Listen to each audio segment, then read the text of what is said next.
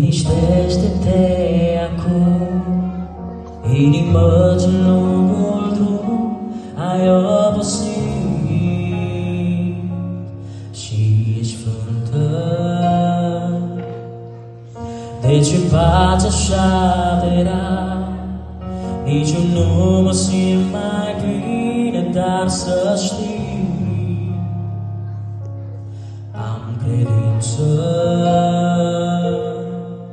Curând vine Domnul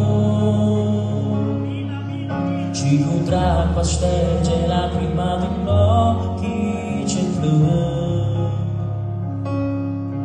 Curând va fi pace și cântarea se va înălța la tronul cel sfânt.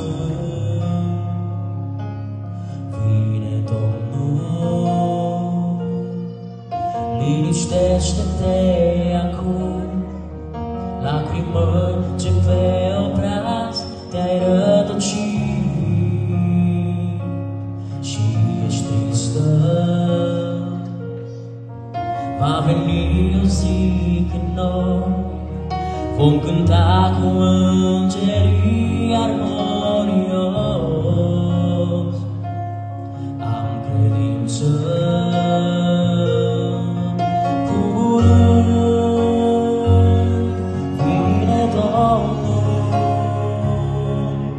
Și cu drag va șterge lacrima din ochii ce plâng. Curând va fi pace și cântarea se va înălța la tronul cel sfânt. Vine Domnul.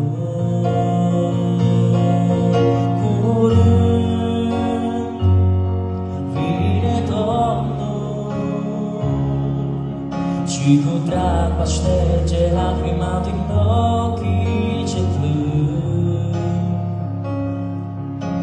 Curând va fi pace